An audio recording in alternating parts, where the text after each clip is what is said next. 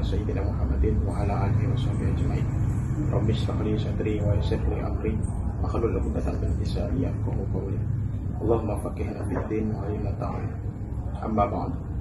Sahabat-sahabat LBM yang dirahmati oleh Allah, di bulan Ramadan ini kita mengetahui bahwa salah satu rukun di dalam puasa itu adalah niat.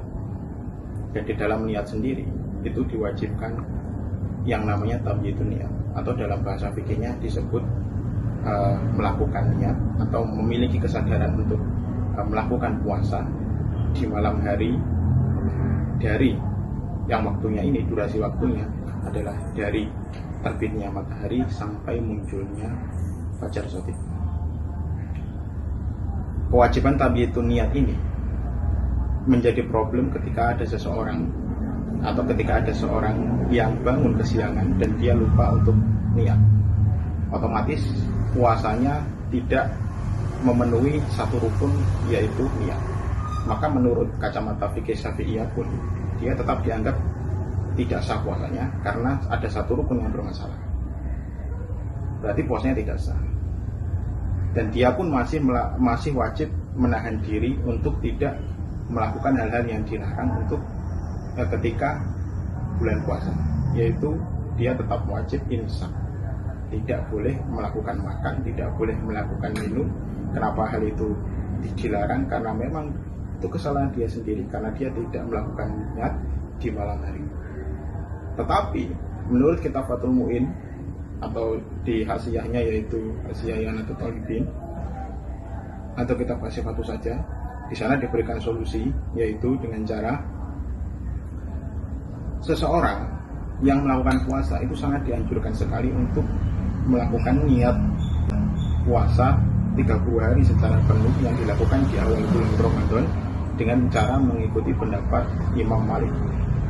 Karena menurut logika Imam Malik, niat puasa 30 hari full itu boleh-boleh saja. Tapi ini berbeda dengan pandangan dari jumhur ulama yang menyatakan bahwa niat puasa 30 hari full yang dilakukan pada awal bulan Ramadan itu tidak diperbolehkan. Argumen mereka menyatakan bahwa setiap satu hari di bulan Ramadan itu adalah ibadah yang mustaqil. Jadi ibadah yang mustaqillah itu yaftakiru ila niyatin akhar. Jadi setiap ibadah yang berdiri sendiri, ibadah yang independen itu juga memerlukan niat yang independen juga. Jadi tidak boleh niatnya itu satu niat untuk berbagai bentuk ibadah, satu niat untuk berbagai bentuk ibadah dan juga berbagai macam bentuk ibadah, tidak boleh. Jadi satu niat untuk satu ibadah. Itu menurut logika dari jumhur yang menyatakan tidak diperbolehkan untuk niat Ramadan 30 hari full dalam satu kali niat. Tapi menurut Imam Malik justru diperbolehkan dan itu sah-sah saja. Tapi dengan catatan, ketika kita mengikuti pendapat Imam Malik yang menyatakan bahwa niat puasa Ramadan itu boleh dilakukan secara full pada satu hari, kita pun juga dituntut untuk harus sedikit banyak menguasai tata cara berpuasa menurut pandangan Imam Malik. Contoh seperti misalkan kita mengetahui rukun, syarat, dan juga perkara-perkara yang membatalkan di dalam puasa menurut Imam Malik. Contoh, menurut kalangan Syafi'iyah, makan dalam keadaan lupa itu tidak membatalkan puasa. Tapi menurut kalangan Malikiyah, makan dalam keadaan lupa ketika puasa itu membatalkan. Nah, ini harus sesuatu yang kita pahami, bahwa kalau kita mengikuti pendapat Imam Malik di dalam masalah niat, kita pun juga harus mengikuti pendapat Imam Malik di dalam permasalahan lain seperti yang membatalkan puasa atau seperti rukun dan juga syarat. Kenapa? Karena puasa ini adalah satu qadhiyah ibadah. Puasa ini adalah satu paket, dan satu paket itu tidak boleh dicampur dengan berbagai mazhab. Tafiqul mazhab seperti ini tidak diperbolehkan.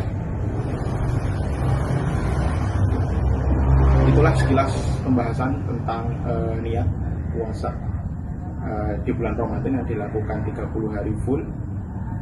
Kesimpulannya, pertama, niat itu merupakan rukun dan wajib dilakukan. Yang kedua, wajib di dalam niat itu melakukan yang namanya tabyidun niat atau melakukan niat di malam hari. Yang ketiga, ketika orang lupa tidak melakukan niat di malam hari, maka puasanya batal menurut pendapat dari Imam Syafi'i atau kalangan Syafi'iyah, dan tidak batal menurut kalangan Hanafiyah, dengan catatan orang tersebut memahami tata cara melakukan ibadah puasa mulai dari rukun, syarat, dan juga perkara yang membatalkan, yang memang sesuai dengan pendapat dari mazhab Imam Malik. Cukup sekian, wabillahi taufiq wal hidayah. Assalamualaikum warahmatullahi wabarakatuh.